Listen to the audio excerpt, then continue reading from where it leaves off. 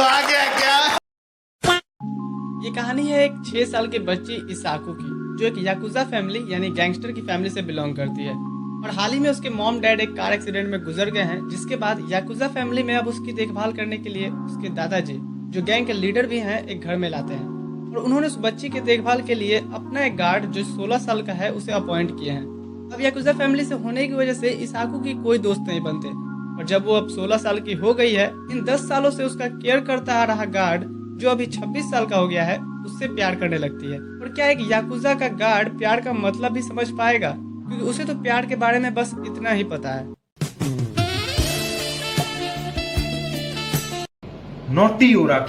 कहानी की शुरुआत होती है जहां इसाकू के दादाजी उसे न्यू घर लाके अपने सबसे काबिल गार्ड से मिलाते हैं, काया, जो उसका साया बन के हमेशा हिफाजत करने की बात कहता है। शुरू में तो कोई भी बच्ची घबराएगी ही, पर काया उसे उठा के ये वादा करता है कि वो उसका आखिरी सांस तक ख्याल रखेगा। अब इस इंसिडेंट को 10 साल बीत चुके हैं और इसाकू भी चाहती है नॉर्मल गर्ल्स की तरह लाइफ स्पेंड करना। इसीलिए वो आज हाई स्कूल से एंट्रेंस एग्जाम क्लियर करके आई है। वो आके अपने दादाजी से बताती है कि उसे भी अब हाई स्कूल में एडमिशन जल्द ही मिल जाएगा। उसके दादाजी उसकी हिम्मत बढ़ाते हैं। ये बात सुन के काया भी भागा भागा आता है और इसाकू को गोद में उठा के उसे कांग्रेट्स कहता है। यहाँ इसाकू उसे कहती है कि वो अब बच्ची नहीं है, और वैसे भी मैंने दूर के हाई स्कूल में इसलिए एडमिशन लिया है क्योंकि जरा सा भी किसी को पता चलता है कि मैं याकुजा फैमिली से हूँ तो कोई मेरा दोस्त नहीं बनता, और मैं इस बार बिल्कुल नॉर्मल लड़की की तरह लाइफ स्पेंड करने वाली हूँ। वो सभी चीजें जो एक लड़की अपने हाई स्कूल लाइफ में एक्सपीरियंस करती है, मैं भी करना चाहती हूँ, और हाँ, अपना पहला प्यार भी। फिर सीन शिफ्ट होता है जहाँ इसाकू अपने स्कूल के ओपनिंग सेरेमनी के बाद लड़के लड़कियों को बात करते देखती है, और उसे समझ में नहीं आ रहा था कि वो कैसे बात करे, किससे करे। तभी वो कुछ लड़कों से टकरा जाती है और जमीन पे गिरने ही वाली होती है, तभी कोई लड़का आके उसका हाथ पकड़ लेता है। जैसे ही इसाकू को फील होता है कि उसे किसी लड़के ने संभाला है, उसे तो लगता है कि बस इसी की तो मैं तलाश कर रही थी। और जैसे ही वो उसे थैंक्स कहते हुए मुड़ती है, देखती है तो ये तो काया है, जो स्कूल यूनिफॉर्म में उसके स्कूल तक पहुंच गया है। वो इस बारे में उससे बात करने बाहर ले आती है कि तुम अंकल हो के टीनेजर्स के स्कूल में क्या कर रहे हो। काया कहता है कि अंकल, मैं अभी 26 साल का ही हूँ, और वैसे भी मुझे और दादाजी को तुम्हारी फिक्र हो रही थी क्योंकि स्कूल बहुत दूर है। इस पर इसाकू गुस्से से कहती है, तो फिर तुम डेली पिकअप करने भी तो आ सकते हो, एडमिशन लेने की क्या जरूरत थी। काया कहता है क्योंकि यहाँ लड़के हैं। ये सुन के इसाकू का रंग उड़ गया। काया कहता है कि और तुमने कहा था कि तुम बॉयफ्रेंड बनाना चाहती हो, लेकिन तुम नहीं समझती। उसकी इतनी प्रोटेक्टिव बात सुन के इसाकू उसे गुस्से से कहते हुए चली जाती है, स्कूल में तुम मेरे साथ मत रहना बस। इसके बाद हम वही फ्लैशबैक देखते हैं जहां एलिमेंट्री स्कूल में इसाकू की फ्रेंड उससे दूर होने लगी थी जब उन्हें पता चला था कि इसाकू एक गैंगस्टर की पोती है। अब हम वापस प्रेजेंट में क्लासरूम के अंदर का सीन देखते हैं जहां इसाकू कहती है कि मैं बस थोड़ी देर के लिए बाहर क्या गई, सब ग्रुप बना लिए। और फिर वो अपसेट होकर टेबल पे सर रखते हुए ये सोचती है कि ऐसे जरूर कोई मुझसे बात करने आएगा, और उसकी ये ट्रिक काम करे उससे पहले ही काया आता है, उससे पूछता है कि वो ऐसे क्यों बैठी है। अभी यहाँ 2 और लड़के इसाकू की तरफ बढ़ रहे थे जान पहचान करने, जिन्हें काया रास्ते में ही रोक देता है और उनसे कहता है कि हम बचपन से दोस्त हैं, मेरा नाम काया है और मैंने अभी अभी तुमको धमकाया है। जिससे इसाकू वापस उससे डांटती है और वो दोनों लड़के इन्हें अजीब है बोल के चले जाते हैं। थोड़ी देर बाद टीचर आती हैं और कहती हैं, चलो बच्चों, आज हम क्लास रिप्रेजेंटेटिव चूज करने वाले हैं, मॉनिटर समझ लो, हाथ उठाओ कौन बच्चा बनना चाहेगा। यहाँ इसाकू सोच रही होती है कि यही मौका है ज्यादा से ज्यादा दोस्त बनाने का, और वो इस असमंजस में थी कि हाथ उठाए या नहीं उठाए। इधर उसकी तरफ काया देख के समझ जाता है कि इसाकू का पूरा मन है, इसलिए वो अपना हाथ उठा देता है, जिसे देख इसाकू भी अपना हाथ उठाती है। अब टीचर दोनों को उनका पहला टास्क देते हैं, स्पोर्ट्स के लिए स्टूडेंट्स को सिलेक्ट करना। यहाँ काया सभी स्टूडेंट्स के नाम जानता था, पता नहीं कैसे, और एक एक करके वो सभी को उनके फिजिकल एबिलिटीज को देख के उन्हें स्पोर्ट्स के लिए चूज करता है। अब एक गैंगस्टर को ऐसे बिहेव करते देख इसाकू सोचती है कि वाह, क्या एक्टिंग कर रहा है। वो इसाकू को भी सिलेक्ट करता है वॉलीबॉल के लिए। सीन शिफ्ट होता है नाइट में जहां इसाकू उदास लेटी हुई थी क्योंकि उसे लग रहा था कि काया स्कूल आके सब खराब कर दिया और खुद 26 साल का होके अपना इंप्रेशन जमा आया है। यहाँ वो अपनी गलती भी एडमिट करती है कि वो अपने एक्सप्रेशंस बाहर नहीं ला पाती किसी के सामने। काया उसे फिर हक करते हुए इनकरेज करता है और कहता है कि तुम बहुत ही क्यूट हो, तुम भी बहुत से अच्छे फ्रेंड्स बना लोगी, खुद को बस थोड़ा सा टाइम दो। सीन शिफ्ट होता है अगले मॉर्निंग में जहां इसाकू अपने कुछ सर्वेंट्स को कहती है कि उसकी वॉलीबॉल प्रैक्टिस में उसकी हेल्प करें, और गलती से वो बॉल इसाकू के कंधे पे लग जाती है, जिसके बाद काया आके उसे पीछे से लगा देता है। फिर काया अपने निगरानी में इसाकू को प्रैक्टिस कराता है। सीन शिफ्ट होता है स्कूल में जहां कुछ लड़कियां इसाकू की हाथ पे प्रैक्टिस से आई चोट को नोटिस करती हैं। और जब उन्हें पता चलता है कि इसाकू इसलिए ज्यादा प्रैक्टिस पे ध्यान दे रही है क्योंकि वो चाहती है अपनी टीम को जिताना, जिससे लड़कियां उससे इम्प्रेस होती हैं, और इधर काया लगातार उस पर नजर बना के रखे रहता है। और जब वो देखता है कि इसाकू लड़कियों के बीच है तो वो बाहर आके फूफू करने लगता है। मैच स्टार्ट होता है और इसाकू के हाथों पे पहले राउंड में ही चोट आ जाने के कारण वो दूसरे राउंड में अपने किक से पॉइंट्स स्कोर करती है और फिर अपनी टीम को जीत भी दिलाती है। और काया ये नोटिस कर लेता है कि उसके हाथों में कुछ प्रॉब्लम है, तो वो सभी के बीच में से उसे उठा के नर्सेस ऑफिस ले भागता है। यहाँ वो आके उसकी पट्टी करता है और इसाकू कहती है कि मैं ठीक हूँ, अच्छा मैं कैसा खेली? इस पर काया कहता है खेली? ओ हाँ बढ़िया। यहाँ इसाकू कहती है कि इसे तो मेरी परफॉर्मेंस की पड़ी ही नहीं है।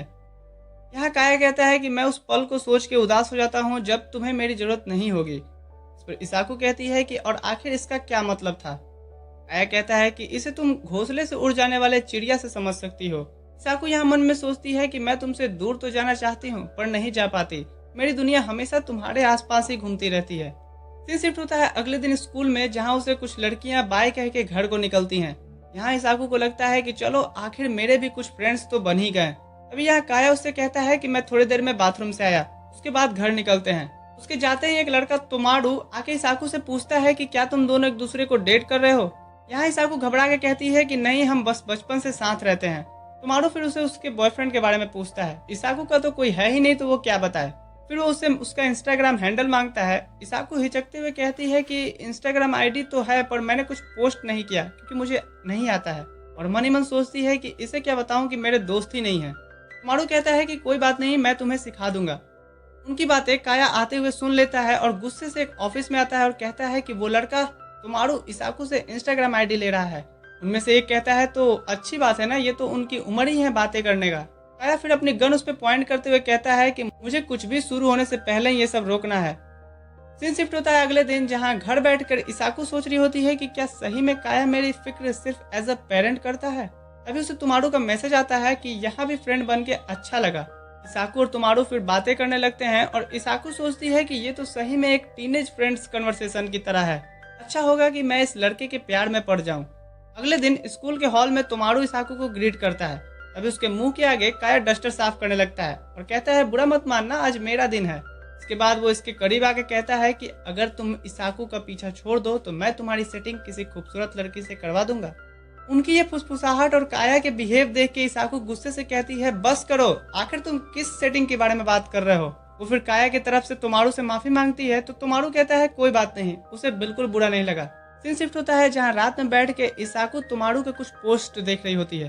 अभी गलती से वो एक पोस्ट को लाइक कर देती है, फिर जल्दी से ही उसे अनलाइक करती है, जिसके बाद उसे तुमारू का मैसेज आता है जो कहता है कि तुम्हें अगर पोस्ट अच्छा लगे तो तुम लाइक कर सकती हो, और तुमने तो अभी तक कुछ पोस्ट ही नहीं किया। इसाकू कहती है कि उसके पास कुछ है ही नहीं अच्छा पोस्ट करने को, तो तुमारू से कहता है कि कोई बात नहीं। फिर तुमारू उसे इनवाइट करता है घूमने चलने और ढेर सारे फोटोज लेने के लिए। इसाकू सोच रही होती है कि यही लाइफ तो मुझे जीना था। वो उसे हाँ कर देती है तो तुमारू कहता है कि क्यों ना तुम कल कोरियोकी आओ, वहाँ हम सभी साथ में फन करेंगे। इसाकू ये सुन के और एक्साइटेड हो जाती है। तभी यहाँ काया आता है और उसे उसका फोन छीनते हुए कहता है कि मैं इसे अभी ब्लॉक कर रहा हूँ। इसाकू उसे ऐसा ना करने बोलती है और फिर अपना फोन उसे वापस लेने जाती है, जिससे वो काया के ऊपर गिर जाती है। वो दोनों एक दूसरे के काफी पास थे। काया उससे कहता है कि तुम अभी इन सब चीजों के लिए रेडी नहीं हो, और वो लड़का वो तो बिल्कुल नहीं। इस पर इसाकू कहती है कि अच्छा तो तुम ही बताओ कि मुझे कैसे लड़के को डेट करना चाहिए। काया कहता है कि वो जो ग्रेजुएट हो चुका है, जिसके पास एक जॉब है, जो एक अच्छी रिच फैमिली से है, जिसकी पर्सनालिटी एक एथलीट की तरह है। इस पर इसाकू उससे गुस्सा होते हुए कहती है कि तुम पागल हो क्या, ऐसे तो वर्ल्ड की आधी लड़कियां कुंवारी ही मर जाएंगी, तुम जाओ मैं खुद डिसाइड कर लूंगी। इसके बाद वो तुमारू के कोरियोकी इनविटेशन को भी एक्सेप्ट कर लेती है। सीन शिफ्ट होता है अगली सुबह, जहाँ इसाकू काया से छिपते छिपाते हुए घर से निकलती है। रास्ते में उसे तुमारू और उसके दोस्त मिलते हैं, जहां वो लोग कुछ पिक्चर्स लेते हैं और इसके बाद सभी कोरियोकी की तरफ निकलते हैं। कोरियोकी पहुंच के सभी एंजॉय करते हैं, जहां एक लड़की के ड्रिंक पूछने पे इसाकू उसे एप्पल जूस मंगवाती है। वो लोग यहाँ गाना गाते हैं और इसाकू सभी को ऑब्जर्व कर रही थी। तभी वो देखती है कि एक लड़की सिगरेट निकाल के फूफू करने लगती है, तो दूसरी लड़की अपने बैग से बियर की बोतल निकालती है और एक तरफ दो लड़के लड़कियां मोमेंट्स एंजॉय करने लगते हैं। इसाकू ये सब देख घबरा के घर निकलने पड़ती है। तभी यहाँ तुमारू नशे की हालत में उससे आके कहता है कि मैंने जब से तुम्हें देखा है तुमसे सच्चा वाला प्यार हो गया है, मुझे एक किस दो ना। तुमारू इससे पहले उसके साथ जबरदस्ती करे उससे पहले ही काया यहाँ आ जाता है और उसके सर को टेबल में तब तक पटकते रहता है जब तक इसाकू उसे रुकने नहीं कहती। फिर वो बाकियों को वार्न करके इसाकू को लेकर चला जाता है। फिर वो उसे कार में लाके पूछता है कि उसने कुछ किया तो नहीं। इसाकू कहती है कि नहीं। घर जाते समय इसाकू सोचती है कि वो सही में बेवकूफ की तरह ऐसे ही प्यार को ढूंढने निकल पड़ी थी और गिल्टी महसूस करने लगती है। तभी यहाँ काया उसे हक करते हुए कहता है कि मुझे उसे और पीटना चाहिए था ना। इसाकू तभी काया से पूछती है कि आखिर तुमने मुझे ढूंढा कैसे। काया बताता है कि जीपीएस जो मैंने तुम्हारे फोन में लगा रखा है। इसाकू यहाँ फिर से खुद को ओवर प्रोटेक्टिव महसूस करने लगती है और कहती है कि ऐसे पीछा मत किया करो। अभी वो देखती है कि वो काया के शर्ट पे अपने लिपस्टिक का दाग छोड़ दी है। काया उससे पूछता है कि आखिर तुमने इतना मेकअप क्यों किया है। इसाकू कहती है क्योंकि मैं आज बाहर जाने वाली थी ना। क्यों, मैं अच्छी नहीं लग रही। काया उसे देखे जा रहा होता है। इसाकू से कहती है कि मुझे ऐसा घूरना बंद करो, मैं काफी थक गई हूँ इसलिए सो रही हूँ। यहाँ काया सोचता है कि मुझे समझ में नहीं आ रहा कि मैं क्या करूँ। सीन शिफ्ट होता है जहाँ इसाकू काया के मंथली टेस्ट पेपर दिखाते हुए पूछती है कि आखिर तुम पढ़ाई को लेकर सीरियस क्यों नहीं हो, तुम्हें 0 मिला है। इस पर काया कहता है कि हाँ, पर मुझे मार्क्स लाने की जरूरत क्या है। इस पर इसाकू और गुस्सा होते हुए कहती है कि क्योंकि यहाँ तुम एक स्टूडेंट हो और स्टूडेंट का काम होता है अच्छे मार्क्स से पास होना। फिर इसके बाद वो काया को रीटेस्ट देने के लिए लाइब्रेरी लाके पढ़ाने लगती है। कुछ देर बाद वहाँ 2 लड़कियां आके उन्हें ज्वाइन करने की रिक्वेस्ट करती हैं। इसाकू सोचती है कि चलो ये भी फीलिंग्स अच्छा है क्लासमेट्स के साथ बैठना, काश काया भी मेरा क्लासमेट होता तो चीजें आसान हो जाती। तभी वो नोटिस करती है दोनों लड़कियां काया से अलग ही टॉपिक पे बात करने लगती हैं। बातें करते करते वो काया से पूछती हैं कि क्या वो इसाकू को डेट कर रहा है। इस पर काया जवाब देता है कि नहीं, कभी नहीं। यहाँ इसाकू सोचती है कि उसने मुझे तो मेरी मर्जी के बगैर ही रिजेक्ट कर दिया। इसके बाद हम देखते हैं काया एक जगह से निकलता है जहाँ उसे एक लेडी रुकने के लिए कहती है और काया उसे किस करते हुए कहता है कि उसे कल स्कूल जाना है। ये सुन के वो लेडी हैरान हो गई। घर जाते समय उसका ड्राइवर कहता है कि क्या आपने स्कूल के लिए उस खूबसूरत लड़की को इम्पोर्टेंस नहीं दिया। और काया कहता है कि अब उसकी लाइफ में एक ही इम्पोर्टेंट लड़की है, वो है इसाकू। घर आके वो इसाकू से मिलता है तो इसाकू को काया की बॉडी से लेडीज परफ्यूम की स्मेल आती है, जिसके बाद उसका मूड खराब हो जाता है। काया उससे पूछता है कि क्या तुम मुझसे इसलिए नाराज हो क्योंकि मैं पढ़ाई ठीक से नहीं कर रहा। अगर ऐसी बात है तो मैं अच्छा करके दिखाऊंगा। फिर इसाकू उसे पढ़ाने तो बैठती है पर काया उससे अच्छे ग्रेड्स लाने के बदले रिवॉर्ड मांगता है। इसाकू कहती है कि अगर तुमने अच्छा मार्क्स लाया तो तुम मुझसे कोई भी रिवॉर्ड ले सकते हो, क्योंकि उसको लगता था कि काया के ग्रेड्स बेहतर तो नहीं होने वाले, वो रीटेस्ट में भी फेल ही होगा। वो पानी लेकर के जब वापस आती है तो देखती है कि काया वहीं पे सो गया है। वो आके उसकी धड़कनें देखने लगती है कि ये जिंदा तो है ना। फिर वो भी वहीं पे सो जाती है। अगली सुबह उसके मुंह के सामने काया उसे गुड मॉर्निंग कहता है, जिससे वो घबरा के उठती है। ब्रेकफास्ट करते हुए काया उसे कहता है कि आज से वो पढ़ाई को भी सीरियसली लेगा। रीटेस्ट के रिजल्ट्स आते हैं जहां इस बार काया ने सही में अच्छे मार्क्स लाए थे। इसके बाद वादे के मुताबिक काया इसाकू से अपनी रिवॉर्ड डिमांड करता है। इसाकू कहती है कि ठीक है, बोलो क्या चाहिए। काया कहता है कि मैं तुम्हें किस करना चाहता हूँ। इसाकू पूछती है पर क्यों। काया इससे पहले कुछ कहता है, इसाकू उसे नर्वस होकर मना कर देती है। काया फिर डिसाइड करता है कि वो दूसरी रिवॉर्ड डिमांड करेगा और उसमें वो इस संडे काया को साथ में जू घूमने चलने के लिए कहता है। वो दिन आता है और काया इसाकू से कहता है कि तुम्हें जानवर पसंद है ना। 8 साल बीत गए जब मैं तुम्हें यहाँ लाया था और अब देखो तुम तो बाघ से भी नहीं डरती हो। इसाकू कहती है हाँ, क्योंकि अब मैं बड़ी हो गई हूँ। फिर इसके बाद इसाकू को कोआला दिखाने के लिए ले आता है जहाँ पे काफी भीड़ थी, जिस वजह से वो इसाकू को गोद में उठा के कोआला दिखाता है। जिसके बाद वो लोग एक जगह पे बैठ के खाना खाते हैं जो काया बना के लाया था। यहीं पे वो उसकी एक खरगोश के साथ फोटो लेती है जिसे काया इसाकू की तरह ही प्यारा बता रहा होता है। यहाँ इसाकू को रियलाइज होता है कि वो किस वाली बात काया ने उसे इसलिए भी कही होगी क्योंकि वो उसे बचपन से एज अ पेरेंट की तरह भी तो केयर करते आया है। अब यहाँ पहली बार इतनी बड़ी हील सैंडल पहनने के कारण इसाकू के पैरों में सूजन आ गए थे। वो उसके पैरों को देखते हुए कहता है कि तुम आज काफी सुंदर दिख रही हो। यहाँ इसाकू सोचती है कि उसने आज हर एक छोटी से छोटी चीजें मैनेज करके पहनी है सिर्फ इसलिए ताकि एक बार काया उसे कॉम्प्लीमेंट दे दे। फिर वो उसे उठा के ले जाने के लिए पूछता है पर इसाकू मना कर देती है तो वो उसका हाथ पकड़ के संभालते हुए ले जाने लगता है। रास्ते में वो उससे किस वाले रिवॉर्ड के लिए सॉरी कहता है क्योंकि उसके लिए किसी लड़की को किस करना आम बात है। ये सुन के इसाकू फिर से उसे नाराज होकर हाथ छुड़ा लेती है। यहाँ काया कहता है पर मेरे लिए ये पहली बार था जब मैं किसी को किस करने के लिए कहा हूँ। यहाँ इसाकू सोचती है कि ये गलत है क्योंकि अगर मैंने ये किया तो फिर मेरे पीछे मुड़ने के रास्ते बंद हो जाएंगे। दूसरे ही पल वो ये सोचती है कि पीछे मुड़ना किसको है, वो हमेशा से तो यही चाहती आई है। वो फिर उसे मंजूरी दे देती है पर 1 सेकंड बाद ही वो मना करते हुए वहां से भागने लगती है। भागते हुए उसके हैट वहीं पे नीचे गिर जाते हैं, जिसे जैसे ही काया उठाता है उसके पीछे से कोई आदमी उस पर गन पॉइंट कर देता है, जिसके बाद हम गन फायर के साउंड सुनते हैं और इसाकू भी भाग के वापस आती है जहाँ काया के सामने वो आदमी गिरा हुआ था और उसकी भी हाथ से गोली छू कर निकल गई थी। इसके बाद हॉस्पिटल के बाहर इसाकू काया का निकलने का वेट कर रही होती है, ये सोचते हुए कि वो काया के इस डार्क साइड को तो भूल ही गई थी। काया बाहर आके दर्द होने का नाटक करता है तो इसाकू उसे एक टपली मारती है उसे ऐसा करने के लिए। फिर उसे कहती है कि वो इस बारे में अब बात नहीं करेंगे जो कुछ कल हुआ, और सोचती है कि क्या काया मेरे लिए एक ऑप्शन हो सकता है या नहीं। सीन शिफ्ट होता है और उस दिन के बाद से दोनों में वैसे कोई बातें नहीं हुई। इधर क्लास में वेकेशन के लिए सब ग्रुप्स बना रहे होते हैं और कुछ लड़कियां काया और इसाकू को अपने ग्रुप्स में रखते हैं, जिससे इसाकू काफी खुश होती है। फिर सभी पिकनिक के लिए बस से निकलते हैं, जहां कुछ लड़के मछलियां पकड़ते हैं और काया अपने गैंगस्टर के स्किल्स चीर-फाड़ मछलियों पे कर रहा होता है। इधर इसाकू प्याज काट रही थी, जिसके आंसू आता देख एक लड़का अपने शर्ट में उसे पोंछ रहा होता है। तभी एक चाकू आके उसके सामने के लकड़ी के खंबे में लगता है जो काया ने फेंकी थी, जिससे वो डर के वहां से भाग जाता है। इसाकू से पूछती है कि ये क्या था, उसे अगर लग जाती तो, पर काया उसका कोई रिप्लाई नहीं देता। सीन शिफ्ट होता है लेट नाइट में, जहां सोते समय लड़कियां इसाकू से कहती हैं कि तुम्हारा बॉयफ्रेंड तो सही में कमाल का है।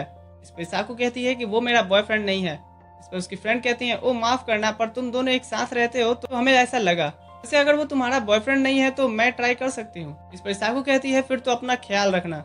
उनमें से एक बताती है कि उसे तो कुछ लड़कियों ने पहले भी प्रपोज किया है और उसने रिजेक्ट कर दिया।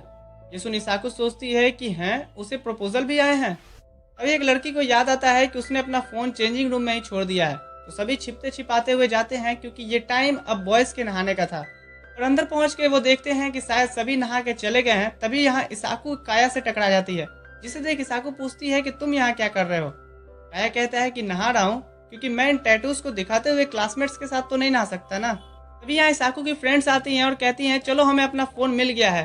इसाकू उनसे कहती है चलो मैं आ रही हूँ। इसके बाद इसाकू काया से कहती है कि जल्दी से अपने कपड़े बदल लो, मैं रखवाली करती हूँ। यहाँ वो ये भी कहती है कि तुम्हारा वो चाकू फेंकना बिल्कुल भी फनी नहीं था।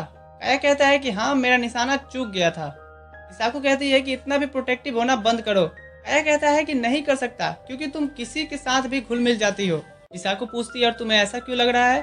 काया कहता है कि उस टाइम को ही याद कर लो जब तुमने मुझे किस एज अ रिवॉर्ड देने के लिए मना किया था, फिर मेले में तुमने हामी भर दिया और फिर तुम कहती हो कि उस बारे में कोई बात नहीं होगा। इस पर इसाकू कहती है कि मुझे माफ कर दो, ऐसी चीजें मुझे बिना सोचे समझे नहीं बोलनी चाहिए थी। खैर तुम्हारी तो बहुत सी गर्लफ्रेंड्स होंगी ना। काया कहता है कि वो अलग बात है।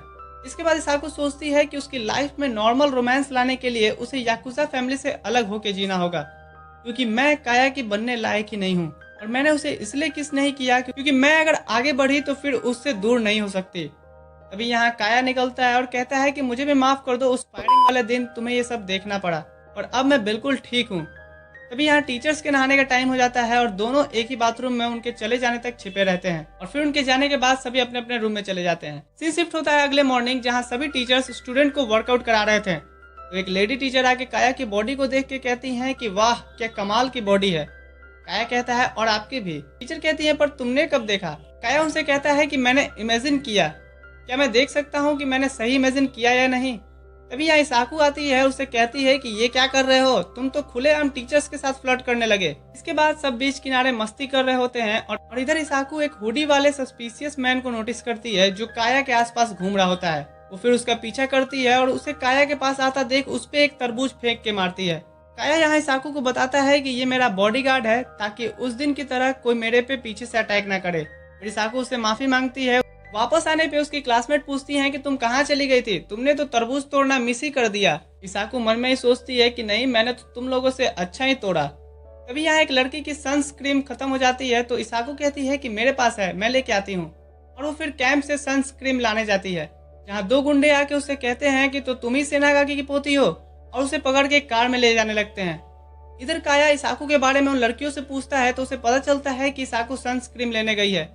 वो कैंप में आके देखता है जहाँ सनस्क्रीन तो वहीं पर पड़ी थी पर इसाकू नहीं थी। उसका बॉडीगार्ड आके बताता है कि उसने 2 सस्पिशियस आदमी को बीच पे घूमते हुए देखा था, ये शायद उन्हीं का काम होगा। काया उसे एक पंच मारते हुए कहता है तो फिर तुम उन दोनों पे नजर क्यों नहीं रखे। वो गिरते हुए कहता है पर मैं तो आपका बॉडीगार्ड हूँ ना। इधर कार में दोनों गुंडे बात करते हुए जा रहे होते हैं, पर अगर इसका दादा को पता चल जाएगा तो फिर तो गैंग वॉर स्टार्ट हो जाएगी ना। तो दूसरा कहता है कि नहीं पता चलेगा, काया को हम धमकाएंगे इसे सीक्रेट रखने के लिए। तभी कार चेज शुरू हो जाती है और काया पीछे से गन पॉइंट करते हुए इन्हें गाड़ी रोकने के लिए कहता है।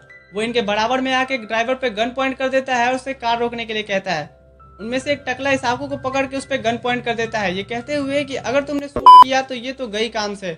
इससे काया और भी ज्यादा गुस्सा हो जाता है और काया कुछ करे उससे पहले ही साकू उस टकले को जोर से धक्का मारती है और मौका पाते ही काया उसे एक लात मारता है जिससे कार अनबैलेंस होकर पानी में गिर जाती है। काया भी उस कार के साथ पानी में जाता है और इसाकू को बचा के बाहर निकालता है और उन दोनों किडनैपर्स को तो तैरना भी नहीं आता था। बाहर आके काया उसे हक करते हुए पूछता है कि तुम ठीक तो हो ना। इसाकू उसे थैंक्स के साथ साथ उसे सुनाती भी है हमेशा ऐसे पागलपन करने के लिए और फिर उससे आगे से ऐसे किसी खतरे में ना पड़ने का प्रॉमिस मांगती है, ये जानते हुए भी कि काया का यही काम है। काया भी प्रॉमिस करता है ये कहते हुए कि मैं पूरी कोशिश करूंगा कि मैं अपनी प्यारी उंगली को ना खोऊं। जाते समय इसाकू सोचती है कि मैं काया के साथ ही रहना चाहती हूँ, मुझे फर्क नहीं पड़ता वो कोई भी हो। कैंप आके टीचर दोनों को डांट लगाती हैं और कहती हैं वाह जरा देखो तो हमारे दोनों क्लास रिप्रेजेंटेटिव ही गायब थे। काया बहाना बनाता है पर कोई फायदा नहीं होता। टीचर कहती हैं कि रात के बोनफायर और फायरवर्क्स इवेंट में तुम दोनों नहीं दिखोगे, यही तुम्हारी पनिशमेंट है, तब तक बैठ के माफीनामा लिखो। टीचर के जाने के बाद इसाकू कहती है कि मैं उस इवेंट के लिए बहुत एक्साइटेड थी और ऐसे इनकी पिकनिक खत्म होती है। अगले दिन घर पे इसाकू काया को बुला के उसे अजीब अजीब तरह से पकड़ के कुछ कर रही थी। काया कहता है कि माना तुम क्यूट हो लेकिन ये क्या कर रही हो। इसाकू कहती है कि मैं तुम्हें उठा के फेंकने की कोशिश कर रही थी। काया कहता है ओहो और क्यों, क्या मैंने कोई गलती की है। इसाकू कहती है कि नहीं, मैं बस यूट्यूब पे बताई डिफेंस की ट्रिक्स तुम पे ट्राई कर रही थी जिससे मैं ऐसे किसी वर्स्ट सिचुएशंस में तुम्हारी हेल्प कर सकूं। काया कहता है कि ठीक है, मैं तुम्हें सेल्फ डिफेंस की ट्रेनिंग देने के बारे में सोचूंगा। इसके बाद फिर वो बाहर जाने लगता है। इसाकू उसके हाथों में हॉलीडे होमवर्क की सीट देखती है और कहती है कि नहीं नहीं नहीं, ये तुम किसी और से नहीं करवा सकते हो। काया कहता है पर मुझे ये बोरिंग लगता है। इसाकू कहती है फिर मैं तुम्हारी मदद करती हूँ। काया कहता है कि एक शर्त पे, हॉलीडे होमवर्क फिनिश करने के बदले में तुम मुझे रिवॉर्ड दोगी। जिससे इसाकू को उसकी फिर से किस एज अ रिवॉर्ड देने वाली बात याद आती है और उसे कहती है कि ठीक है पर तुम कोई ऊट पटांग मांग नहीं रखोगे। काया कहता है कि हाँ ठीक है। होमवर्क खत्म करने के बाद इसाकू कहती है कि मैंने कहा था कोई ऊट पटांग मांग नहीं रखना, फिर मैं बीच के कपड़े घर पे क्यों पहनी हुई हूँ। इस पर काया उसे कहता है क्योंकि ये मुझे बीच पे देखने को नहीं मिला, तुमने स्वेट शर्ट जो डाल रखा था। इसाकू इस पर भड़कते हुए उससे कहती है पर तुमने ही तो उतारने से मना किया था। काया कहता है कि हाँ क्योंकि वहाँ और भी लड़के थे। इसाकू उसकी इंटेंट समझ नहीं पा रही थी और वो सोचती है कि जो भी हो पर मैं खुश हूँ क्योंकि मैंने ये इसलिए खरीदा था ताकि काया मुझे इस ड्रेस में देखे। तभी काया उसे बाहर दिखाते हुए कहता है कि मैंने तुम्हारे लिए फोटोजेनिक पूल फायरवर्क्स का इंतजाम किया है। जिसे देख इसाकू काफी खुश होती है और थोड़ी कंफ्यूज भी कि तुम्हें कब से इन सब चीजों में रुचि होने लगी। खैर फिर थोड़ी देर पूल में बैठने के बाद इसाकू काया से पूछती है कि क्या तुम पूल के मजे नहीं लोगे। काया पूछता है मैं। इसाकू कहती है कि हाँ तुमने इतनी मेहनत जो की है। काया कहता है कि फिर तुम मना मत करना। काया फिर अपने कपड़े उतार के सिंगल सीट वाली जगह होने की वजह से इसाकू को उठा के बैठ जाता है। इसाकू कहती है कि ये पोजीशन सही में मेरे लिए बहुत इम्प्रेसिंग है। काया कहता है कि तुम कितनी बड़ी हो गई हो। इसाकू कहती है कि dirty minded yakuza. Scene shift होता है जहाँ इसाकू अपने सभी हॉलीडे होमवर्क्स खत्म कर रही थी, तभी उसे उसके फ्रेंड्स का मैसेज आता है जो उसे साथ में कल घूमने चलने के लिए पूछते हैं। यहाँ इसाकू सोचती है कि फ्रेंड के साथ घूमने का प्लान बनाना ये तो सही में मेरे लिए एक सपने जैसा है। फिर वो उठ के अपने सर्वेंट्स के कामों को खुद से करने की जिद करने लगती है और वो उसे मना कर देते हैं क्योंकि अगर काया को पता चला तो वो गुस्सा हो जाएगा। फिर वो आके अपने बेड पे गिरते हुए कहती है कि मैं बोर हो रही हूँ, पहले मैं अकेली रह लेती थी पर अब मुझे मेरे आसपास लोग चाहिए। तभी यहाँ काया आता है जिसे देख के इसाकू काफी खुश होती है। काया उसे कहता है कि लगता है तुम काफी बोर हो रही हो। इसके बाद वो साथ में लाए जेली खाते हैं और काया उसे फेस्टिवल घूमने चलने के लिए पूछता है। इसाकू ये सुन के काफी खुश तो होती है पर उसे याद आता है कि वहाँ उनके एलिमेंट्री स्कूल की दोस्त भी होंगी जिन्होंने ही ये पता चलने पे कि मैं याकुजा फैमिली से हूँ मुझसे बात करना बंद कर दिए थे। और फिर भी करेज लेके इसाकू काया के साथ जाने के लिए रेडी होती है। वो फेस्टिवल में युकाटा पहने थी जिसकी तारीफ काया करता है। इसाकू कहती है कि मैं समर में एक बार तो इसे पहनती ही हूँ। तभी उसकी नजर उसके एलिमेंट्री स्कूल के दोस्तों पे जाती है जो इसाकू को देख के बातें करने लगते हैं कि ये तो वही है ना सेनागाकी की पोती, और इसके साथ वो लड़का कौन है, जरूर याकुजा का ही गार्ड होगा। तभी काया उनके पास जाके उन्हें ग्रीट करता है और इसाकू का हाथ पकड़ते हुए उनसे कहता है कि मैं इसाकू का क्लासमेट हूँ और हम डेट पे हैं। इसके बाद वो दोनों आगे बढ़ जाते हैं। काया इसाकू से पूछता है कि क्या वो घर जाना चाहती है। इसाकू कहती है कि नहीं, अगर तुम मेरी हाथ पकड़ के घूमोगे तो मुझे उनके सामने अच्छा लगेगा। काया राजी हो जाता है। फिर वो दोनों एक शॉप पे आते हैं जहाँ इसाकू को एक डॉगी काफी पसंद आता है जिसे विन करने के लिए वो अपने हाथों में टॉय गन ले लेती है पर उसके तीनों शॉट गलत लगते हैं। इसके बाद काया कहता है कि लाओ मैं ट्राई करता हूँ। इसके गन को पकड़ने के प्रोफेशनल तरीके को देख के दुकानदार मन में सोचता है कि ये वही है जो मैं सोच रहा हूँ। वो उसे एक शॉट में ही विन कर लेता है जिसके बाद वो अजीब से डॉगी इसाकू के हाथ में था। आगे चलने पे काया इसाकू को एक मास्क लगा लेने बोलता है, जिससे उसे बार बार उन दोस्तों से दिख जाने का डर नहीं रहेगा। और फिर उसके लिए बैठने की जगह ढूंढने जाता है, क्योंकि जू की तरह यहाँ भी इसाकू के पैर हिल्स पहनने की वजह से दर्द देने लगे थे। यहाँ इसाकू अकेले खड़ी उस डॉगी को देख रही थी, जिसके आंख और बाल उसे काया के शक्ल जैसे दिखते हैं। वो उसे किस करते हुए गले लगाती है, जिसे ऐसा करते देख काया दूर से देख लेता है। फिर वो आके उसे कहता है कि लगता है हमें घर ही चलना होगा। इसाकू पूछती है, तो क्या हमारी नकली डेट अब खत्म होने वाली है? काया कहता है कि हाँ, पर इसमें नकली वाली क्या बात थी, सभी चीजें तो रियल में हुई हैं। तभी वो कहता है कि तुम्हारी क्लासमेट्स। इसाकू झट से मास्क लगा लेती और काया उसके माथे पे एक किस करता है, ये कहते हुए कि तुम बहुत ही क्यूट हो। सीन शिफ्ट होता है अगले दिन, जहाँ काया इसाकू का डार्क सर्कल को देख पूछता है, क्या तुम अच्छे से सोई नहीं? इसाकू कहती है, क्योंकि आज मुझे अपने फ्रेंड्स के साथ बाहर जाने की एक्साइटमेंट थी। इसके बाद वो अपने स्कूल के उन्हीं क्लासमेट्स के साथ घूमती है, खाना खाती है, पिक्चर्स लेती है, जहाँ इसाकू काफी खुश थी कि वो भी एक नॉर्मल लड़कियों की तरह मस्ती कर रही है। फिर सभी एक दूसरे को बाय करके निकलते हैं कि फिर और किसी दिन भी प्लान बनाएंगे। नेक्स्ट मॉर्निंग काया इसाकू का ब्रेकफास्ट पे वेट कर रहा होता है, पर वो नहीं आती है। वो उसके कमरे में आके देखता है तो इसाकू अभी तक सो रही थी। वो देखता है कि वो उस डॉगी को लेके सोई है, तो वो उसे साथ रख के सोने का कारण पूछता है। इसाकू कहती है कि ये मुझे तुम्हारी तरह ही लगता है, बिल्कुल खड़ूस। काया फिर उस डॉगी को फेंकते हुए उसे गले लगा लेता है और कहता है कि मुझे तो उस डॉगी से अब जलन होने लगी है। यहाँ इसाकू की धड़कनें तेज होने लगती है और वो सुनती है काया की धड़कन कितनी शांत है। फिर वो सोचती है कि काया ने कितनी आसानी से फेस्टिवल में उसके फ्रेंड्स के आगे कह दिया कि वो लोग डेट पे हैं, और फिर वो भी शांत होकर सो जाती है। काया यहाँ पे उसके काफी करीब आ गया था, जैसे वो उसे किस करने वाला हो, और वो देखता है कि वो काफी काम हो करके सो गई है। इसाकू सपने में काया के साथ बिताई फेस्टिवल की इवेंट्स देख रही थी। अब सीन शिफ्ट होता है अगले दिन, जहाँ इसाकू को उसके दादाजी अपने मुंह बोले भाई और उसके बेटे से मिलाते हैं, जो भी अभी फर्स्ट ईयर में ही है और दूसरे हाई स्कूल में। यहाँ मिक्यू इसाकू से सबसे पहले यही पूछता है कि क्या तुम्हारा कोई बॉयफ्रेंड है? तो उसके डैड उसे मुक्का मारते हुए कहते हैं कि जरा तमीज से बात करो नालायक। इधर उसकी बातें सुन काया गुस्से में था और इसाकू उसकी बातों को सुन सोचती है कि मैं इसकी पर्सनालिटी तो बिल्कुल बर्दाश्त नहीं कर सकती। सीन शिफ्ट होता है जहाँ इसाकू अपने फ्रेंड्स के यहाँ आई थी, जहाँ सभी बैठ के रोमांटिक मूवी एंजॉय कर रहे थे। मूवी एंड होने पे सभी डिस्कस करने लगते हैं अपने फर्स्ट किस के बारे में, क्योंकि मूवी का टाइटल भी कुछ ऐसा ही था। दोनों इसाकू से पूछते हैं कि क्या उसने अपना पहला किस किया है, तो इसाकू उस इंसिडेंट को याद करती है जब उसने काया को किस करने की मंजूरी दी थी पर फिर भाग गई थी, और कहती है कि नहीं, मैंने नहीं किया। दोनों उससे पूछते हैं कि क्या तुम काया के बारे में सोच रही हो? थोड़ा अजीब है, पर तुम्हें उसके साथ डेट पे जाना चाहिए। वो फिर उन्हें फेस्टिवल वाली बात याद दिलाती है जब काया ने कहा था कि ये एक डेट है। ये सुन के उसके दोनों दोस्त एक्साइटेड हो जाते हैं और उससे पूछते हैं कि इसका मतलब है कि तुम काया को पसंद करती हो? इसाकू कहती है कि हाँ, पर मुझे नहीं पता कि वो मेरे लिए कैसी फीलिंग्स रखता है। यहाँ वो फिर उसे काया को टेस्ट करने के लिए बोलती हैं। घर जाते समय वो सोचती है कि मैंने ऐसी वियर्ड बातें किसी के साथ नहीं करी, पर फिर भी मुझे मजा आया। घर आने पे काया इसाकू से पूछता है, तो तुमने आज क्या क्या किया? इसाकू बताती है कि हमने मूवी देखी, स्नैक्स खाया, और काया पूछता है और क्या? इसाकू कहती है कि हमने लड़कों के बारे में बात की। काया कहता है कि बात की? मुझे यकीन है तुमने सिर्फ सुना होगा, क्योंकि तुम्हारे पास कहने के लिए तो कोई है ही नहीं। इसाकू कहती है कि नहीं, मैंने कहा भी। काया उसे कहता है तब तो वो जरूर मेरे बारे में ही होगा। इसाकू ये सुन के दरवाजा बंद कर देती है और सोचती है कि मुझे काया बिल्कुल समझ में नहीं आता। सीन शिफ्ट होता है जहाँ मिक्यू एक आदमी को पीट रहा था। उसका गार्ड उसे मना करता है तो मिक्यू कहता है कि मैंने शुरू नहीं किया था। इसके बाद वो जाते समय स्कूल में इसाकू को देखता है तो वो आके उसके बालों को टच करते हुए कहता है कि फिर से मिलके अच्छा लगा। तभी यहाँ काया उसे पिलर से सटा के कहता है कि और मुझे भी। मिक्यू उसे देख के कहता है कि तुम आखिर एक याकुजा स्कूल यूनिफॉर्म में क्या कर रहा है। इसके बाद काया उसे स्कूल से बाहर लेके आता है और बताता है कि मैं यहाँ इसाकू की हिफाजत के लिए हूँ। मिक्यू कहता है ओ, एक गार्ड डॉग की तरह, बढ़िया है, पर क्या ये याकुजा गैंग के लिए सही है, क्योंकि तुम उनके कैप्टन हो। फिर मिक्यू उसे चिढ़ाते हुए कहता है कि पापा मुझे आपकी बेटी का हाथ चाहिए। काया उसे धमकाते हुए कहता है कि उससे दूर रहो।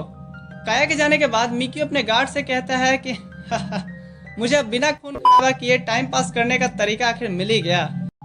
सीन शिफ्ट होता है अगले दिन जहाँ मिक्यू काया और इसाकू के स्कूल में ट्रांसफर ले लिया था और इसाकू को उठा के कहता है सरप्राइज। काया झट से इसाकू को उससे अलग करते हुए कहता है कि तुम आखिर यहाँ क्यों ट्रांसफर लिए हो? मिक्यू कहता है मुझे लगा तुम दोनों मुझे यहाँ देख के खुश हो गए। इसाकू की फ्रेंड्स उससे पूछती हैं कि क्या ये तुम दोनों का फ्रेंड है? मिक्यू कुछ कहता है इससे पहले इसाकू घबराए हुए कहती है कि हाँ, ये मेरे दादाजी के दूर के रिश्तेदार है। इसके बाद काया और इसाकू मिक्यू को स्कूल से बाहर लेकर आते हैं ताकि वो उनकी पोल सभी के सामने ना खोल सके। इसाको कहती है कि मेरे साथ स्कूल में सभी घुल मिल के रहने लगे हैं और मैं नहीं चाहती हूँ कि फिर से सभी दोस्त मुझसे अलग हो जाएं, ये जान करके कि मैं याकुजा फैमिली से हूँ। और मिक्यू कहता है कि हाँ हाँ ठीक है, नहीं बताऊंगा, और तुम दोनों को मेरा दोस्त बन के रहना होगा। दोनों न चाहते हुए भी उसकी ये शर्त मान लेते हैं। सीन शिफ्ट होता है क्लास में, जहाँ काया पूरे क्लास को इस बार होने वाले कल्चरल फेस्टिवल के लिए आइडिया मांग रहा होता है, जिसकी इतनी प्यारी प्यारी बातें सुन के मिक्यू अपनी हंसी नहीं रोक पा रहा था।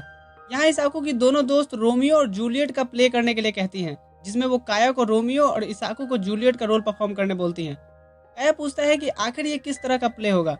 वो बताती है कि ये शेक्सपियर की फेमस स्टोरी में से एक है। काया जैसे ही राजी होता है, मिक्यू उठ के कहता है कि मुझे रोमियो बनना है, आखिर मैं क्यों नहीं बन सकता। इसाको जोर से कहती है कि नहीं, और वो इससे आगे कुछ नहीं कह पाती क्योंकि वो भी एक स्टूडेंट है और प्ले में रोल मांगने का हक उसका भी उतना ही है। यहाँ दोनों के बीच फैसला रॉक पेपर सीजर से होता है, जिसमें काया हार जाता है और इसाको के दोस्तों के प्लान में ट्विस्ट आ जाता है कि अब रोमियो काया नहीं बल्कि मिक्यू बनेगा। इसके बाद हम सभी को नाटक के लिए रिहर्सल करते देखते हैं, जहाँ काया मिक्यू के डायलॉग के बीच में बोलते हुए चला जाता है कि अपने गंदे हाथ इसाको यानी जूलियट से दूर रखो। इसाको की फ्रेंड्स कहती हैं कि ओए अभी तुम्हारी डायलॉग डिलीवरी नहीं है और ये लाइन तो है भी नहीं तुम्हारे डायलॉग में। इसाको अकेले में काया से कहती है कि वो रोमियो के रोल के लिए हार चुका है तो उसे अपनी हार एक्सेप्ट करनी चाहिए और जो रोल मिला है उसे ही परफॉर्म करना चाहिए। यहाँ इसाको को उसकी दोस्त बताती हैं कि उन्होंने ये आइडिया इसलिए रखा था ताकि तुम दोनों में थोड़ा रोमांस हो, नाटक के रूप में ही सही। इसके बाद फिर इसाको अपने जूलियट के डायलॉग को अपने रोमियो यानी मिक्यू के सामने परफॉर्म कर रही थी, जिसे मिक्यू काफी खराब बता रहा था और उससे बार बार रिपीट करने बोल रहा था। काया को ये सब देख के बिल्कुल अच्छा नहीं लग रहा था, पर बेचारा करे भी तो क्या करे। अब घर जाने का टाइम हो गया था, इसलिए काया और इसाको क्लास रिप्रेजेंटेटिव होने की वजह से खिड़की बंद करके निकलने वाले होते हैं कि इसाको अपनी एक्टिंग के बारे में उससे पूछती है। काया भी कहता है कि उसे और रिहर्सल की जरूरत है। इसाको वहीं अपने डायलॉग्स को बोलने लगती है, जिसे सुन काया हंस देता है। इसाको से कहती है कि हंसो मत, जरा अपने तो डायलॉग्स बोल के दिखाओ। यहाँ काया उसके करीब जाके कहता है जैसे हाथ मिले हैं वैसे ही होठों को भी मिल जाने दो। इसके बाद वो उसके और पास जाने लगता है। इसाको अपने आंख बंद कर लेती है और फिर काया उसके माथे पे एक किस करता है। इसाको मन में सोचती है कि क्या होता अगर उसने सही में होठों को मिला दिया होता। फिर वो काया से पूछती है कि आखिर तुम अपने डायलॉग छोड़ के रोमियो के डायलॉग क्यों बोले। काया कहता है कि वो मैं पहले रोमियो की एक्टिंग करने वाला था ना, इसलिए वही निकल गया। अभी यहाँ पीछे से मिक्यू आता है और कहता है कि मैं तो अपना फोन लेने आया था, लेकिन जरा देखो तो यहाँ क्या सीन चल रहा है। इसाको कहती है कि तुम गलत सोच रहे हो, हम बस प्रैक्टिस कर रहे थे। मिक्यू इसाको की तरफ बढ़ते हुए कहता है कि अरे पल भर के लिए कोई हमें भी प्यार कर ले, झूठा ही सही। तभी काया उसके सामने आता है और कहता है कि ये लो अपना फोन, और फिर दोनों निकल जाते हैं। सीन शिफ्ट होता है अगले दिन, जहाँ नाटक की तैयारी चल रही थी और मेन कैरेक्टर्स को उनके कॉस्ट्यूम चूज करने दिया गया था। वो लोग इस प्ले को काफी रोमांचक बनाना चाहते थे। इधर मिक्यू इसाको के पास आके कहता है कि बुरा लग रहा है कि काया को रोमियो का रोल नहीं मिला। इसाको मन में ही सोचती है कि ये मुझे उकसाने की कोशिश कर रहा है, और वो अपने आप को तब नहीं रोक पाती है जब मिक्यू से कहता है कि तुम काया से एक तरफा प्यार करती हो ना। इसाको उससे हाथ जोड़ के कहती है कि प्लीज ये बात काया से मत कहना। मिक्यू कहता है कि मुझे नहीं लगता कि उससे कहने की जरूरत है, वो घाट घाट का पानी पी चुका है। इधर काया मिक्यू की हरकतों को देख के गुस्से से पागल हो रहा था, पर वो इसाको को प्रॉमिस किया था कि वो अपने आप को कंट्रोल में रखेगा। घर जाते समय इसाको काया से कहती है कि मिक्यू को इग्नोर करना सही में बहुत सरदर्द वाला काम है। काया कहता है कि तुम उसकी किसी भी ऐसी वैसी बातों में मत आ जाना, क्योंकि तुम आसानी से किसी की बातों में आ जाती हो। सीन शिफ्ट होता है अगले दिन स्कूल में, जहाँ मिक्यू फिर से इसाको से काया के बारे में पूछता है कि आखिर तुम्हें उसके बारे में क्या अच्छा लगता है। इसाको कहती है कि आखिर मैं तुम्हें क्यों बताऊं, और जरा धीरे होकर बात करो। मिक्यू या फिर जोर से कहता है हे लिसन एवरीवन। अब यहाँ इसाको मिक्यू से माफी मांगती है और कहती है ठीक है बताती हूँ। मुझे काया के बारे में सब कुछ अच्छा लगता है, उसका केयरिंग, उसकी बातें, उसका छूना, उसकी सांसें, सब कुछ। इधर काया अब इन दोनों को बातें करते देख अब अपना आपा खो देता है और रिहर्सल वाली तलवार लेके तेजी से मिक्यू पे अटैक करने लगता है। वो तलवार नकली होने की वजह से उस पर लग के टूट जाती है। अब सीन शिफ्ट होता है जहाँ इसाको काया को छत पे लाके कहती है कि तुमने वादा किया था कि तुम अपना कंट्रोल नहीं खोगे। काया कहता है कि ठीक है, तुम मेरे सर पे एक बार थपथपा दो। इसाको उसके सर पे हाथ फेरते हुए कहती है गुड बॉय। काया फिर उसे उठा के गोद में बैठा लेता है और ये सब मिक्यू भी देख रहा होता है और कहता है कि याकुजा लड़की के प्यार में पड़ गया है, ये तो लेटेस्ट न्यूज है और मुझे तो चीजें खराब करने में ही तो मजा आता है। इसके बाद जब दोनों क्लासरूम में आते हैं, सभी स्टूडेंट्स काया से झगड़ने का कारण पूछते हैं। काया कहता है कि मिक्यू के शर्ट में एक कीड़ा था और मैं उस कीड़े को मारने बढ़ा, पर मैंने थोड़ी तेजी में तलवार घुमा दी। अभी मिक्यू भी आके कहता है कि हाँ, मुझे कीड़ों से नफरत है, काया मेरा कितना ध्यान रखता है। उनकी बातें सुन के सभी कहते हैं कि इन्हें तो सच में एक्टिंग करना नहीं आता है। फिर सभी इन्हें पनिशमेंट देते हैं क्योंकि इनकी वजह से प्ले खराब हो जाता। फिर मिक्यू और काया सभी टेबल को सही करने लगते हैं, जहाँ मिक्यू काया से कहता है कि वो कीड़ा मैं था ना, अच्छा क्या तुमने इसाको के साथ किया है। वही जो तुमने कई लड़कियों के साथ किया किया है। काया कहता है कि तुम मुझसे कुछ कह रहे हो क्या? मिक्यू कहता है ओह तो तुम मुझे इग्नोर करने की कोशिश कर रहे थे, आई लाइक इट। इसाको तभी आके पूछती है कि क्या सब ठीक है? काया कहता है कि हाँ बिल्कुल सब ठीक है। सीन शिफ्ट होता है अगले दिन, सभी मेन कैरेक्टर्स अपने अपने कॉस्ट्यूम पहन के एक्टिंग कर रहे थे और अब कल्चरल फेस्टिवल को 5 दिन बस रह गए थे और अभी भी इसाको की परफॉर्मेंस सभी को प्रभावित नहीं कर पा रही थी। काया उसे इनकरेज करता है तो वहीं दूसरी तरफ मिक्यू से कहता है कि इसाको की एक्टिंग तो बिल्कुल अनन्या पांडे जैसी है। इसाको कहती है कि मुझे और प्रैक्टिस करने की जरूरत है। मिक्यू कहता है कि ठीक है मैं रेडी हूँ, चलो शुरू करते हैं। काया कहता है कि नहीं मैं प्रैक्टिस करा सकता हूँ, मुझे भी रोमियो के डायलॉग्स याद है। मिक्यू कहता है कि हाँ पर परफॉर्मेंस तो इसाको के साथ मुझे करना है ना, वो मजा नहीं आएगा तुम्हारे साथ, है ना इसाको? फिर साथ में तीनों शाम तक प्रैक्टिस करते हैं और फिर घर निकलते हैं, जहाँ रास्ते में भी मिक्यू इसाको की डायलॉग्स में कमियां निकाल रहा था। तो अचानक से वो बात करते करते इसाको के गर्दन पे चाकू पॉइंट कर देता है। काया तुरंत अपना गन निकाल के कहता है कि ये सब क्या है मिक्यू? वो कहता है कि तुम्हारे कदमों की रफ्तार से मेरी उंगलियों की रफ्तार ज्यादा तेज है, इसलिए कोई गलती मत करना। यहाँ इसाको को कुछ समझ में नहीं आ रहा था कि उसके साथ क्या होने वाला है, पर हाँ यहाँ फिर से इसाको को किडनैप कर लिया गया है। पर ट्विस्ट यह है कि काया को भी उसके साथ ले जाया जा रहा है। कार में मिक्यू के चमचे काया को इतना शांत बैठा देख हैरान थे। अब शायद काया इसलिए भी शांत था क्योंकि वो मिक्यू की प्लानिंग समझना चाह रहा था। उन्हें लेके मिक्यू डॉकयार्ड आता है, जहाँ काया मिक्यू से पूछता है कि आखिर वो सब क्यों कर रहा है। मिक्यू कहता है कि मैं बहुत बोर हो गया था रोज रोज के वही काम करके, और जब से मैंने इसाको को देखा है वो मुझे काफी इंटरेस्टिंग लगी है, और हाँ तुम्हारी धमकियां भी, तो सोचा क्यों ना थोड़ी शैतानियां की जाए। इसके बाद मिक्यू काया को बांध करके इसाको को चुपचाप लेटे रहने के लिए कहता है और फिर चाकू से उसके कपड़े चीरने लगता है। इसाको यहाँ एक मौके की तलाश में थी। जैसे ही वो देखती है कि काया ने अपने हाथ खोल लिए हैं, वो मिक्यू के अखरोट पे जोर से किक करती है। काया उसके सभी चमचों को सबक सिखा के मिक्यू को जान से मारने ही वाला होता है कि इसाको से ऐसा करने से मना करती है। काया इसाको से कहता है कि नहीं, इसने आज ऐसा काम किया है कि इसे माफी नहीं मिल सकती। इसाको कहती है कि तुमने वादा किया था कि तुम मेरे लिए खतरा नहीं मोल लोगे, और वैसे भी हमें इसकी जरूरत है, हमारे नाटक में मिक्यू का रोल का होना बहुत जरूरी है। काया अपने चेहरे पे हाथ रख के कहता है कि ठीक है। यहाँ मिक्यू कहता है कि तो तुम इतना बात मानते हो इसाको का? इसाको कहती है कि फेस्टिवल के बाद मुझे अपना शकल मत दिखाना। काया मिक्यू के पास आके उसे पंच मारते हुए कहता है कि समझे चपड़गंजू।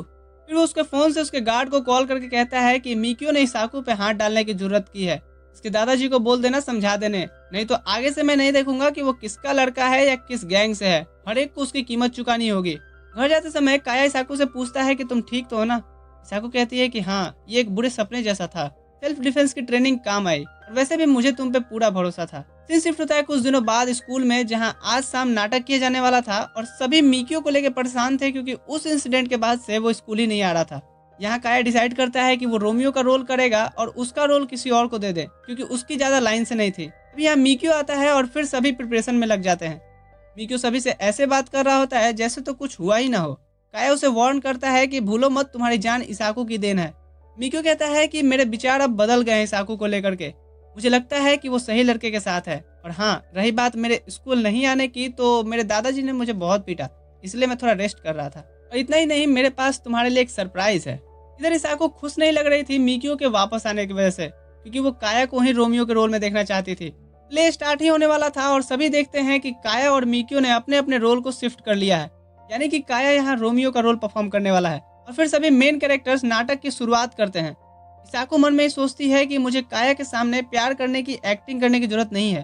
नाटक की एंडिंग होती है काया के लाइंस पे, जैसे हाथ मिले हैं होठों को भी मिल जाने दो, और यहाँ इनकी परफॉर्मेंस खत्म होती है। जिसके बाद सभी मेमोरीज के लिए एक ग्रुप फोटो लेते हैं। इसके बाद एक जगह पे बैठ के काया इसाको के हाथ पकड़ के कहता है जैसे हाथ मिले हैं होठों को भी मिलने दो, और उसका हाथ चूमते रहता है। इसाको कहती है कि ये क्या है? काया कहता है कि मैं अभी कैरेक्टर में ही घुसा हुआ हूँ, जैसे हाथ मिले हैं होठों को भी मिलने दो। इसाको कहती है कि बहुत हुआ। इसके बाद सभी नाटक अच्छा जाने की सेलिब्रेशन मना रहे होते हैं और इसाको नोटिस करती है उस प्ले के बाद से बहुत से लड़के लड़कियां डेट करने लगे हैं।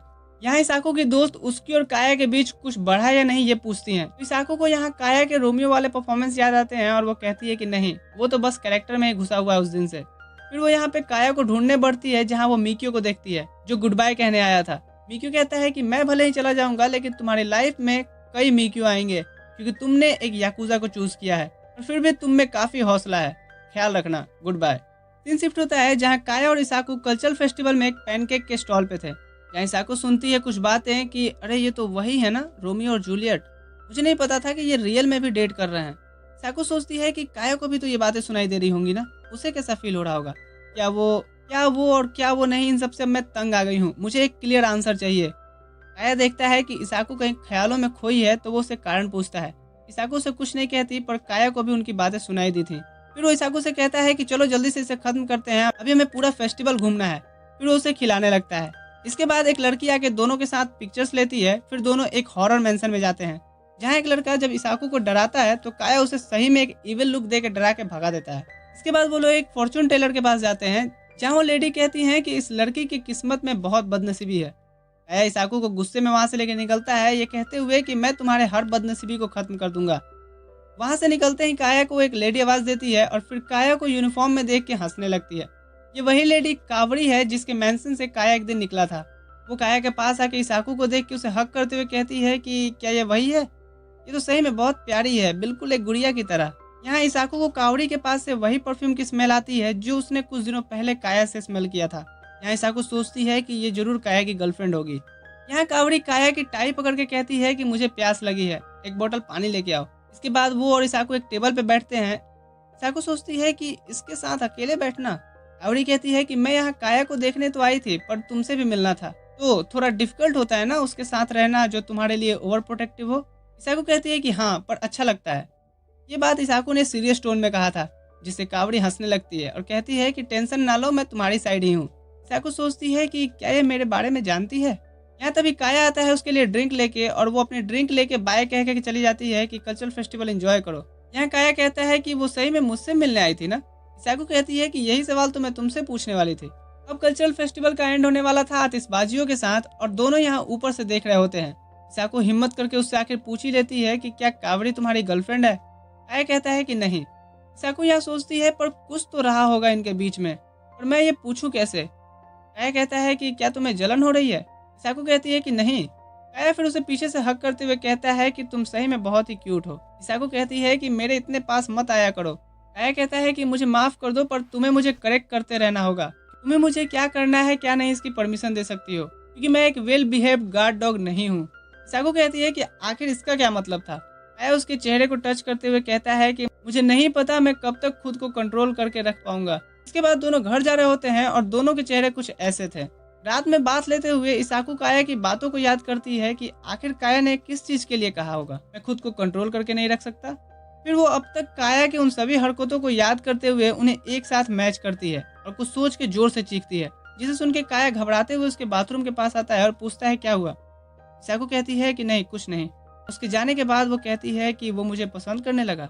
डिनर करते समय उसकी स्ट्रॉन्ग फीलिंग्स थी कि वो काया से पूछे, पर वो बात को बदल देती है जिसमें वो उसकी कुकिंग की तारीफ करती है। इसके बाद वो अपने आप में 2 पॉइंट्स को लेकर के सोचने लगती है। पहले मैं भी उसके याकूजा होने की वजह से उससे दूर जाने की कोशिश करती थी, उसे अपने लिए ऑप्शन मानती ही नहीं थी। और मेरी कहानी में हर जगह जहाँ किसी की नीड थी वही तो था। यहाँ याकूजा होना सिर्फ एक एक्सक्यूज है। दूसरी सोच, मान लिया चलो वो मुझे पसंद करता है, तो क्या उसके बाद वो मुझसे कहेगा कि आज से तुम मेरी गर्लफ्रेंड हो और हम साथ में डेट करेंगे, या फिर वो याकूजा होने की वजह से कुछ और चीजें करेगा। डेट वाली फीलिंग्स जीत रही हैं, और उससे पहले मुझे कंफर्म करना होगा कि मैं सही सोच रही हूँ या नहीं। इसके बारे में मैं किससे बात करूँ। मेरी फ्रेंड्स, उन्हें तो पता भी नहीं है कि काया एक याकूजा है, तो उनसे तो बात भी नहीं कर सकती। तभी यहाँ इसाकू को कावड़ी का ख्याल आता है, जो उसे अपना कांटेक्ट दे गई थी। वो उसे हिचकते हुए मैसेज करती है और सोने समय उसे रिप्लाई आता है, जहाँ कावड़ी ने इसाकू को मिलने बुलाया था। सीन शिफ्ट होता है जहाँ इसाकू अकेले कावड़ी के मेंशन आई थी, जहाँ कावड़ी आज स्पेशल ड्रेस पहनी थी। वो इसाकू से कहती है कि मुझे पता है तुम्हारे पास बहुत तरह के सवाल होंगे, तो तुम चिंता मत करो, बेफिक्र होकर पूछो। इसाकू पूछती है कि क्या आप काया की गर्लफ्रेंड हैं। कावड़ी कहती है कि नहीं, ना ही कभी थी, क्योंकि उसे गर्लफ्रेंड बनाना, डेट करना ये सब पसंद नहीं था। पर हाँ, हम एक बार एक साथ एक रात गुजार चुके हैं। इसाकू कहती है कि मुझे ऐसे ही किसी आंसर की उम्मीद थी। इसके बाद कावड़ी बताती है कैसे वो काया से मिली आज से 6 साल पहले। जब वो एक क्लब में गई थी तो उसने काया को देखा था, जिसे बहुत सी लड़कियां उससे घेरी रहती थी। हर वक्त एक लड़की तो उसके हाथ पे झूलते हुए रहती ही थी, ये जानते हुए भी कि काया और उनका रिलेशन का कोई फ्यूचर नहीं होने वाला है। और मेरे साथ एक सिगरेट शेयर करने से शुरू हुई बात एक रात में कब बदल गई मुझे पता भी नहीं चला। उस दिन मुझे उसने तुम्हारे बारे में बताया था। मैंने पूछा तो क्या तुम इतनी कम उम्र में अब से ही उसकी पेरेंट्स बन के केयर करने वाले हो। उसका आंसर था कि नहीं, मैं उसका सब कुछ हूँ, मैं उसकी पूरी दुनिया बनना चाहता हूँ। सीन प्रेजेंट में आता है जहाँ इसाकू कहती है तो अगर मुझे उसकी गर्लफ्रेंड बनना है तो मुझे भी ऐसी ही चुनौतियों के लिए रेडी रहना होगा। कावड़ी कहती है भूलो मत तुम भी एक याकुजा हो और इन फ्यूचर अगर तुम्हें कुछ गलत लगे तो तुम ब्रेकअप कर सकती हो। इसके बाद इसाकू कावड़ी को थैंक्स कहती है और घर को निकलती है। कावड़ी उसे जाते हुए देख करके कहती है कि मुझे पता है तुम उसे नहीं छोड़ने वाली और ना ही वो तुम्हें। सीन शिफ्ट होता है जहाँ काया के रूम में इसाकू आती है। काया कहता है कि तुम्हें पता है ना तुम कितने सालों बाद इस कमरे में आई हो। उसे वहाँ पे उसकी पुरानी चीजें दिखती हैं और वो पेंटिंग भी जो इसाकू ने काया को देख करके बनाई थी। इसाकू पूछती है कि क्या तुम इन्हें अभी तक रखे हो। काया कहता है कि हाँ, कभी कभी इन्हें देख करके खुश हो लेता हूँ, कभी कभी दुखी। यहाँ इसाकू काया से कहती है कि तुमने कहा था ना कि तुम अपने आप को रोक रखे हो और उस मेले वाले दिन भी जब मैंने तुम्हें मंजूरी नहीं दी थी, और अब से मैं तुम्हें मंजूरी देती हूँ। काया उसे पकड़ के बेड पे लिटा देता है और उसे अनड्रेस करने वाला होता है। इसाकू उसे रोकते हुए कहती है कि ये तुम क्या कर रहे हो, अभी अभी तो मैंने तुम्हें कन्फेस किया है, मैं तुमसे प्यार करती हूँ, तुम एक्सेप्ट तो करो, अपने फीलिंग्स तो बताओ। काया कहता है कि हाँ मैं भी तुमसे प्यार करता हूँ। इतना बोल के वो उसे वापस लेटा देता है। इसाकू से कहते हुए चली जाती है कि मैंने इन सब की मंजूरी नहीं दी थी। अब सिचुएशन काफी टेंस हो जाती है और दोनों पार्टियों में सन्नाटा छा जाता है। इसाकू अपने कमरे में आके सोचती है कि मुझे काया के प्यार पे डाउट है। मुझे नहीं लगता कि वो मुझसे वैसे ही प्यार करता है जैसे मैं करती हूँ। उसे शायद सिर्फ मेरे शरीर से प्यार है। अब स्कूल जाते समय भी दोनों के बीच कोई बातें नहीं होती। इसाकू सोचती है कि मुझे उससे कन्फेस नहीं करना ही बेहतर होता। इधर काया सोच रहा होता है कि मैंने क्या गलत किया। अब यहाँ दोनों के दिमाग में यही चल रहा होता है, दिल गलती कर बैठा है, गलती कर बैठा है दिल। सीन शिफ्ट होता है स्कूल में जहाँ दोनों के एक दूसरे को लेकर के ऐसे अजीब बिहेव को देख इसाकू की फ्रेंड्स उससे पूछने आती हैं। इसाकू उनसे कहती है कि उसने कन्फेस कर दिया। दोनों ये सुन के काफी खुश होती हैं और पूछती हैं तो आगे क्या हुआ, उसने क्या कहा। इसाकू कहती है कि उसने भी कहा कि वो मुझसे प्यार करता है और मुझे नहीं लगता। इसाकू की दोस्त दोनों के बीच के मिसअंडरस्टैंडिंग को दूर करने के लिए साथ में बात करवाना चाहती थी और उन्हें काया मिल ही नहीं रहा था। एक जगह जाकर के उन्हें काया दिखता है जिसे स्कूल की सबसे पॉपुलर लड़की कह रही होती है, मुझे पता है तुम्हारे पास इसाकू है और फिर भी मैं रिजेक्ट होना पसंद करूंगी, और अगर तुम मुझे रिजेक्ट करना चाहते हो तो मुझे किस दे दो, मैं चली जाऊंगी। काया कहता है कि ठीक है, वैसे भी बहस करने से तो यही अच्छा है। तभी यहाँ पीछे से इसाकू निकलती है जिसे देख के वो लड़की वहाँ से भाग जाती है और इसाकू यहाँ रोते हुए कहती है कि I hate you, I hate you, I hate you, और फिर घर को निकल जाती है। यहाँ इसाकू की फ्रेंड काया को उसके पीछे जाने के लिए कहती हैं और काया तो वहीं मूर्ति बन गया था। घर पहुंच के इसाकू और ज्यादा निराश होती है ये देख करके उसके पीछे पीछे काया घर नहीं आया। डिनर टाइम पे काया इसाकू के कमरे में आके उससे माफी मांगता है, ये कहते हुए कि मैंने सोचा उसे रिजेक्ट करने का ये सबसे आसान तरीका है, मुझे माफ कर दो, मैं आगे से ऐसा किसी के साथ नहीं करूंगा तुम्हें छोड़ के, अब चलो खाना खा लो। इसाकू गुस्से से कहती है कि मुझे तुम्हारी कोई भी लॉजिक समझ में नहीं आती और ना ही तुम मेरे नजरिए से समझने की कोशिश करते हो, इसलिए चले जाओ यहाँ से। सीन शिफ्ट होता है नाश्ते के समय जहाँ इसाकू काया से पूछता है कि मैंने रात भर तुम्हारे नजरिए से समझने की कोशिश की लेकिन मुझे समझना क्या है ये तो समझाओ। इसाकू कहती है कि तो तब तक समझते रहो जब तक समझ नहीं जाते। काया कहता है कि ठीक है, एक हिंट तो दे दो। इसाकू सोचती है कि अब हमारे बीच ये कैसा संबंध बन गया है, कहीं मेरा ये कन्फेशन मेरी अधूरी कहानी ना बन जाए। सीन शिफ्ट होता है स्कूल में जहाँ पे इसाकू गुस्से में होने की वजह से काया के साथ लंच न करके अपने दोस्तों के साथ लंच करने आती है। यहाँ वो उनसे बताती है कि उसका और काया का रिलेशन अभी एक ऐसे सिचुएशन में पहुंच चुका है जहाँ से या तो सब कुछ ठीक हो सकता है या फिर सब खराब, और मुझे उस अकेलेपन को सोच के अभी से ही डर लग रहा है। घर जाते समय काया इसाकू से कहता है कि तुम घर जाओ, मुझे थोड़ा काम है। यहाँ पे इसाकू फिर से सोचती है कि कहीं मेरा डर हकीकत ना बन जाए, क्या काया मुझे अवॉइड कर रहा है। खैर इधर काया को इसाकू की दोस्तों ने मैसेज किया था मिलने के लिए, ताकि आखिर क्या बात है वो क्लियरली दूसरी पार्टी से भी तो जान सके। वो काया से पूछती हैं कि उसके बाद से बताओ जब इसाकू ने तुम्हें प्रपोज किया। काया कहता है कि मैं काफी खुश था, मैंने उसे उठाया और बेड पे लेटा दिया।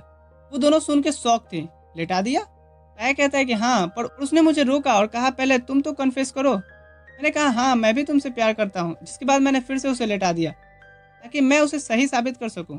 वो दोनों काया से कहती हैं कि तुमने एक सेकंड भी नहीं सोचा, न ही उसे टाइम दिया, ये तो डेटिंग रूल्स के खिलाफ है, तो इसीलिए इसाकू को तुम्हारे प्यार पे डाउट है। काया कहता है क्या डाउट है, और क्यों। वो कहती है क्योंकि उसे लगता है कि तुम उससे प्यार करने से ज्यादा उससे फिजिकल होने पे ज्यादा ध्यान दे रहे हो, और उस दिन तुम उस लड़की को भी किस करने के लिए मंजूरी दे दिए जबकि एक दिन पहले ही तुम्हें इसाकू ने कन्फेस किया था। काया कहता है कि वो तो इसलिए क्योंकि उसने रिजेक्ट करने का ये सबसे आसान तरीका बताया था, उससे बहसबाजी करने में कौन पड़ता, वो दोनों काया के लॉजिक सुन कर कहती हैं कि ये लड़का अजीब नहीं है, ये तो बहुत ही ज़्यादा अजीब है। सीन शिफ्ट होता है जहाँ दोनों डिसाइड करती हैं कि उन्हें ऑब्जर्व करेंगे। इसाकू अलग ही डिलेमा में थी और काया को अब उस सच को फेस करने की हिम्मत नहीं हो रही थी जो इसाकू के दोस्तों ने कहा था।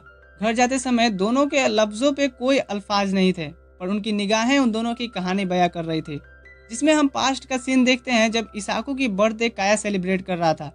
और यहाँ इसाकू काया से उसका बर्थडे पूछती है तो काया कहता है कि 2 दिन बाद मेरा भी बर्थडे है। और बर्थडे के दिन वो काया को भी बर्थडे गिफ्ट देती है कि वो नदी किनारे घूमने चले। अगले दिन काया देखता है कि इसाकू बैठ के बिल्ली का ड्राइंग ड्रॉ कर रही थी और वो बिल्ली बार बार भाग जा रही थी। वो उसे पूछता है कि क्या तुम्हें बिल्ली ड्रॉ करने मिला है। इसाकू कहती है कि नहीं, कोई ऐसा जिसे मैं पसंद करती हूँ, पर ये बिल्ली तो मेरा साथ ही नहीं दे रही। यहाँ काया कहता है कि तुम मेरी तस्वीर बना सकती हो, बोलो मैं तुम्हें कैसा पोज दूँ, ऐसा या ऐसा। इसाकू कहती है कि बस नॉर्मल बैठे रहो। फिर काया की बनाई पेंटिंग इसाकू स्कूल में दिखाते हुए कहती है कि ये वो है जिसे मैं पसंद करती हूँ, ये मेरा सब कुछ है, और हाँ ये खाना बहुत अच्छा बनाता है। अब सीन शिफ्ट होता है प्रेजेंट में जहाँ काया इसाकू को उसका हाथ पकड़ के अपने रूम में लाता है और अपने कपड़े उतारने लगता है। इसाकू सोचती है कि क्या ये फिर से वैसा कुछ करने वाला है।